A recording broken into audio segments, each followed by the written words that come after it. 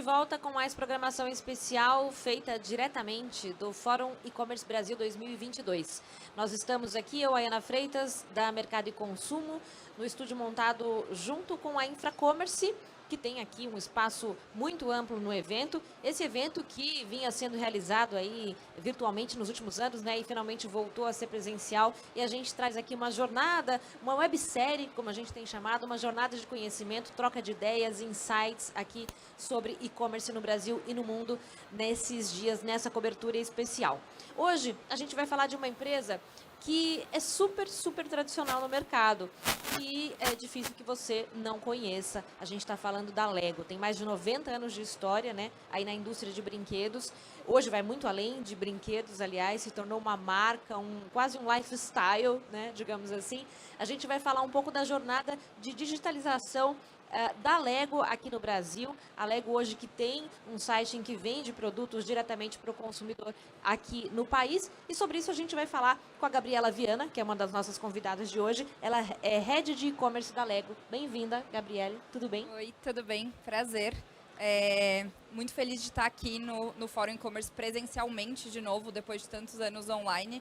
Então, prazer ter esse bate-papo aqui com vocês. É verdade. Além da Gabriele, a gente tem aqui o João Paulo, ou JP Amádio, diretor comercial da Infracommerce. Bem-vindo, JP. Obrigado, gente. Obrigado, Gabi, também por topar esse papo e muito feliz em finalmente estarmos reunidos. São 13 anos de fórum, mas a gente ficou 2 anos pausados presencialmente, então tá fantástico ter todos aqui novamente. É verdade. Para você que teve a oportunidade de estar aqui, percebeu como as pessoas estavam ansiosas, né, justamente por esse reencontro presencial. O fórum está lotado, né? Muita gente. Muita coisa acontecendo, muito bacana. Muito bacana mesmo sentir isso. Enfim, para gente que curte varejo, e-commerce, enfim, tecnologia, inovação, é muito bacana ver esse momento de novo presencial. Gabriele, queria que você contasse um pouco da sua trajetória, que é recente, né, na Lego, mas um pouquinho da trajetória sua e da Lego em e-commerce aqui no Brasil. É uma marca, como eu disse, icônica, né? Virou um lifestyle mesmo, né? Uma marca de moda, é uma marca de game, é uma marca de brinquedos também, né? Que é a sua origem. Como é que foi, como é que tem sido desenvolver esse canal de e-commerce aqui no país? Bom, a Lego está completando 90 anos esse ano, então é uma empresa super tradicional, uma empresa dinamarquesa. Então, quando a gente fala de e-commerce numa empresa tradicional, a gente tem muitos desafios para conseguir trazer essa digitalização, né? Mas com a pandemia, acho que nenhuma empresa que sobreviveu sem a digitalização. As lojas estavam fechadas e ou você entrava no e-commerce ou você teria que fechar as portas. Então, as vendas online elas dispararam nos últimos anos porque tudo estava fechado. E agora o maior desafio as lojas abriram de novo. Como a gente consegue manter o mesmo ritmo de crescimento dos últimos 2 anos para continuar crescendo nesse canal tão importante que é o e-commerce? E para isso a gente precisa garantir a satisfação do cliente, a fidelização desse cliente e uma boa experiência. Que hoje a gente tem aí todos os canais abertos, ele pode simplesmente ir até o shopping e encontrar nosso produto. Então tem que ser a melhor experiência possível. Diferente do que a gente viveu nos últimos anos, que ou você comprava online ou você ficava sem o produto. Então acho que esse é o maior desafio.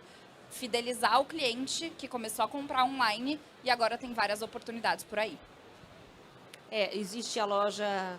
Existem as lojas Lego, né? Existem as lojas de brinquedo, existem outros sites e existe o e-commerce de Lego. Quer dizer, realmente você tem que ter um diferencial em cada ponto, né? A gente vende nas lojas de brinquedo, em alguns hipermercados, como Carrefour, Sam's Club. Nós estamos em lojas de brinquedo como ReHap ou algumas regionais, como Super Legal, Ciatoy. Então, o cliente ele encontra Lego em diversos canais. Como a gente faz o e-commerce sobressair, principalmente em consumidores mais tradicionais, que estão acostumados a ir até o shopping, a ir numa ReHap ou a ir na nossa própria loja. Então, esse está sendo o maior desafio de 2022. Imagino. Quer complementar, JP? Não, acredito que está muito em linha com o que a gente tem visto no geral, de fato. Acho que a Gabi falou muito sobre experiência, sobre a gente enfrentar, e acho que a indústria vem percebendo isso, do quanto a jornada o consumidor ficou agnóstico, né?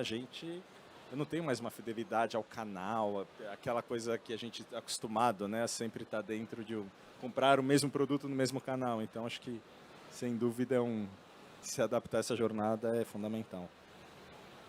E vocês estão falando de jornada, né? É até mais desafiador, eu acho, quando a gente fala de uma marca como essa, porque nas próprias lojas físicas de brinquedos, pelo menos, existe uma experiência diferenciada quando se fala em Lego, né? Existem ali momentos, espaços para as crianças brincarem, interagirem com os brinquedos, então, realmente, você tem que criar algo que seja tão cativante quanto aquilo. E uma coisa que eu queria pontuar aqui, que a gente não está falando exatamente, não necessariamente também de público infantil, né? Tem um público adulto, tem até um termo que se usa hoje, né? Kidult, para esse público, para esse tipo de produto que é voltado também para público adulto, né? No caso de Lego, a gente está falando disso, né? A gente tem não só o público infantil, mas o público adulto é muito fã e muito apaixonado pela nossa marca. Então, boa parte das nossas vendas são para o público adulto, com certeza. E hoje, o nosso objetivo é trazer a experiência da loja física para o online, porque na loja física, o consumidor toca no produto, ele vê o produto, ele tem lá exposto. Como a gente traz isso para o online? E é o que a gente vem fazendo esse ano muito forte, trazendo uma experiência de página de produto enriquecida. Então, quando você entra para comprar o produto, você encontra fotos 3D, vídeos, várias oportunidades de como você monta e brinca com o produto. Então, o que a gente quer hoje é trazer a experiência da loja física para o online, para conseguir ser o mais interativa possível. Porque não adianta você colocar a foto da caixa do produto lá e achar que vai vender. Não vai vender, você precisa encantar. O nosso produto ele é muito encantador, então a gente precisa explorar ao máximo essas oportunidades. E hoje, em muitos dos canais que a gente vende no online, você já encontra esse conteúdo enriquecido, essas fotos 3D que você consegue ver todo o produto, imagens de crianças brincando, adultos brincando, possibilidades de decoração. Então, é isso que a gente vem tentando fazer bem forte para o canal online. Sim. Pode falar. Eu ia brincar que meu filho já falou que a festa de 5 anos, ele vai fazer 4, que a festa de 5 anos ele quer o tema Lego. A gente precisa pensar numa decoração de Lego. Existe o tema Lego e existem os temas variantes de Lego. Meu filho já quis fazer uma festa Lego Marvel, por exemplo. Isso já vai num... Já vai aprofundando. JP, a gente está falando aí de um processo de digitalização, e nesse caso a gente está falando de uma empresa que é a fabricante, né, do produto. Enfim, a gente está vendo muito esse processo de indústrias indo para o varejo, né? O que você poderia falar para uma empresa que é indústria, enfim, que agora decidiu varejar? O que é importante para varejar bem, digamos assim? Perfeito, Gabi, você me complementa aqui que você é autoridade, você está do outro lado. Mas acho que se a gente pudesse resumir ou colocar em passos, pensei em 4 grandes pilares, digamos assim. Então, o primeiro pilar, eu acredito que é consciência do mundo estar mudando. O segundo pilar, consciência dos desafios que eu vou enfrentar nessa digitalização. O quarto pilar é a clareza de objetivos da minha iniciativa de digitalização. E o quarto, uma execução equilibrada. E aí eu explico, acho que faz sentido tangibilizar um pouco mais. Então, a gente falou, primeiro, consciência do mundo estar mudando. Você falou, hoje o consumidor é agnóstico. Não é Lego, mas vamos fazer um paralelo de novo com meu filho, enquanto ele era mais novo, que ele amava carrinho, Hot Wheels. Eu comprei Hot Wheels aonde você puder imaginar. No site, no posto de gasolina, na banca, no site oficial. Então, hoje a gente é agnóstico a canal. Segundo, para a indústria, as margens estão cada vez mais pressionadas na cadeia. Então, todo mundo extremamente pressionado. Uma indústria que, para chegar no consumidor final, tem 3, 4 intermediários. Isso é bem desafiador. Um outro ponto de mudança que é relevante. Hoje todo mundo pode ser um concorrente. Não é o caso de Lego, mas a gente pensa no fabricante, a quantidade de marcas nativas digitais, que são marcas de saúde, marcas de alimento, que do nada eu estou estabelecido há 200 anos e eu tenho um concorrente. Então, o primeiro ponto para mim é esse, uma consciência de mudança. O segundo, a consciência dos desafios, porque não é fácil. A indústria ela está num extremo, o consumidor no outro, aí eu tenho capabilities operacionais, logística, eu tenho tributário, eu tenho marketing, eu tenho gestão. Então, eu preciso ter essa consciência para não minimizar esse passo. O terceiro, com relação à clareza de objetivos, e Gabi, obrigado, a gente não combinou, então obrigado por você colocou. De fato, o que eu imagino dessa iniciativa de digital? Então, você falou muito sobre conteúdo. Conteúdo é um objetivo fantástico. Conteúdo, eu posso ter uma outra iniciativa, uma outra indústria que fale, não, eu quero ganhos absurdos de margem, eu quero controlar preço, eu quero, enfim, eu quero ter dados do meu consumidor e tá ok, eu quero ter dados, é uma iniciativa de marketing. Então, essa clareza de objetivos é importante. E quando eu falo, por último, da execução equilibrada, eu tenho que entender que eu sou uma indústria, eu não vou conseguir chegar no meu consumidor sem ter um ecossistema correto, senão eu vou gerar uma experiência frustrante, que é justamente o contrário daquilo que eu queria obter sendo a indústria mesmo. Então, na minha visão, acho que para eu começar a varejar, se a gente tem, então, consciência que a gente tem mudança, consciência que não é fácil, clareza do para que eu quero o meu marca.com e para uma execução equilibrada entre o que eu consigo fazer comigo e onde eu vou, né, confiar isso para um ecossistema. E depois chega naquele momento em que o varejar, nesse caso, se torna uma fonte riquíssima de informação para a indústria, né? Total. Informações às quais ela não teria Total. acesso diretamente. Nunca. Né? Então, acho que é justamente porque em muitos casos, eu já vi, né, de vidas, algumas iniciativas que a indústria simplesmente ela vai. Eu tenho que ter o meu .com, coloco, e não tenho essa clareza que você colocou.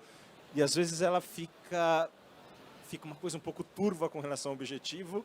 De repente tem uma riqueza de informações, de dados, de conhecimento do cliente, e você tem uma cobrança do outro lado. Não, mas eu imaginava que isso geraria um X de GMV, de venda em X tempo, então não está dando certo. Não, pera lá, olha aqui, vamos... E aí a minha reflexão, a provocação é, vamos ter clareza antes e trazer tudo isso para a mesa e ter muito claro, se a gente vai perseguir isso que é riquíssimo, vamos, e isso vai ter um valor, se eu souber trabalhar, é valor para mim como indústria, é valor para o meu trade. Então, sem dúvida. Então, mas, ao mesmo tempo, a gente vê esse passo, às vezes, ser um pouco subestimado com relação ao que eu quero, de fato, com a minha iniciativa de digital. Sim, é fundamental. E a gente tem falado muito nesses painéis aqui, nessa websérie do Fórum E-Commerce Brasil, sobre a necessidade não só de ter os dados, mas de saber usar esses dados, né? De saber que dados são importantes e como usá-los. Ter estratégia por trás disso, né? É fundamental.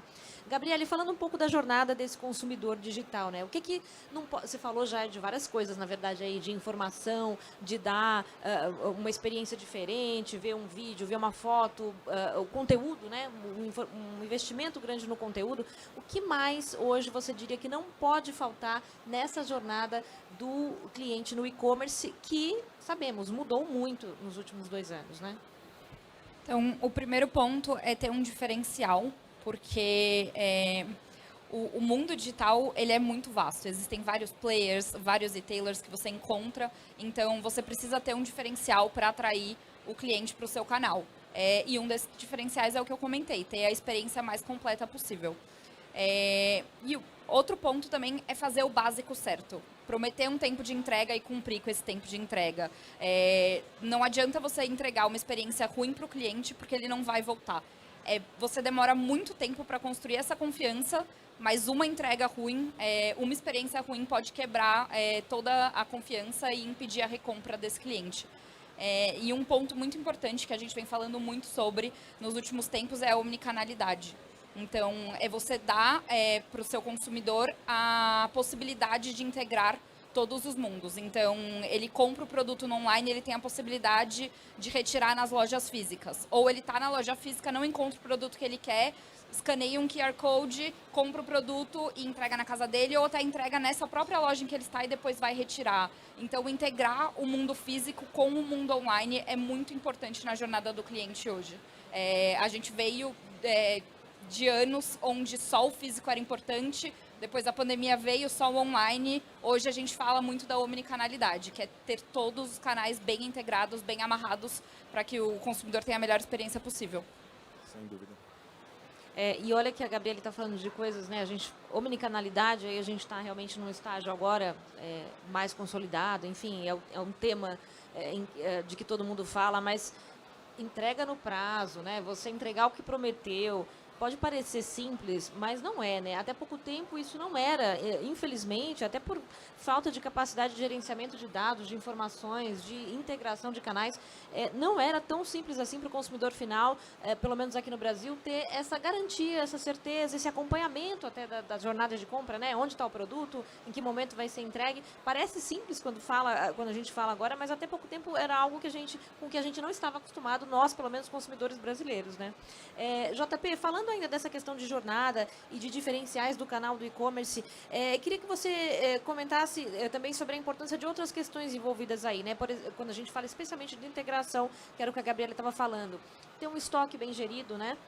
bem controlado, enfim, integrado, como a gente comentou, um site bem implementado também, um pós-venda excelente também, a gente está falando de omnicanalidade também vale para o pós-venda, né?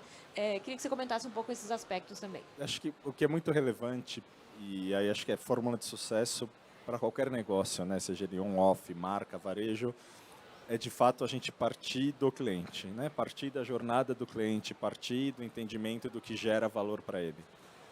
E é muito interessante esses pontos que você traz, porque normalmente a gente subestima, que são pontos invisíveis, né? Eu tinha uma coisa, são pontos de se, não é a gestão aparente, né? São encanamento, né? Digamos assim. Mas eles são muito importantes e você não tem uma bala de prata. Acho que você tem que, de fato, ter tudo isso muito bem colocado, muito bem orquestrado, um entendimento, e aí indo para o lado da indústria, um entendimento que isso muitas vezes não é o seu core, e justamente o sucesso da digitalização da indústria está no conhecimento que ela, Gabi, agora a indústria tem sobre produto, sobre o preço certo para o lugar certo, sobre conteúdo, sobre lançamento. Isso é muito rico. Por melhor que seja o seu varejo, ele nunca vai conseguir ser melhor do que você nesse sentido. Só que então a indústria tem que pensar como que ela equipara ao varejo com relação à experiência. E ela vai equiparar com esses aspectos invisíveis. Então, ela vai ter que equiparar, de fato, entendendo uma estrutura logística adequada, proporcionando um last mile fantástico de experiência, porque hoje a gente paga para ganhar tempo, com uma logística reversa, porque sim, eu preciso entender troca, não veio frustrado, precisa ser fácil trocar, eu preciso ter um saque. Então, normalmente, isso é invisível, normalmente não chega a ser, né, não é sexy, não é colorido, mas é extremamente fundamental e tem que estar bem orquestrado para justamente a indústria poder focar naquilo que ela vai saber fazer de melhor sempre, que é entender do produto dela como nenhum outro varejista vai entender. E aí ela fica, né, com isso bem implementado, isso bem orquestrado, ela consegue ter o peace of mind, a paz de espírito e focar naquilo que vai ser o core dela para conseguir varejar, para conseguir encantar o cliente. Então, acho que, né, voltando para o cerne da pergunta, são aspectos invisíveis, são aspectos que muitas vezes a gente subestima, mas são aspectos que não podem drenar o tempo da indústria, porque a indústria não é especialista nisso. Então, ela tem que equiparar muito bem esse ecossistema. Exatamente. Queria, para finalizar, que vocês dois comentassem um pouco, para quem está nos assistindo, enfim, e decidiu, então, por exemplo, varejar, né? Uma indústria que decidiu varejar. O que essa empresa deve levar em consideração? Quais são os principais aspectos que ela deve levar em consideração? Isso pensando se ela vai ter ou uma loja própria, ou vai estar no marketplace, enfim, de que forma vai ser que ela vai passar a atuar no e-commerce? Gabriele, primeiro. Bom, fazendo um link aqui com o que o JP estava falando, a indústria tem que focar no que é o seu core business. Então, é muito importante, na jornada da digitalização, escolher os parceiros certos.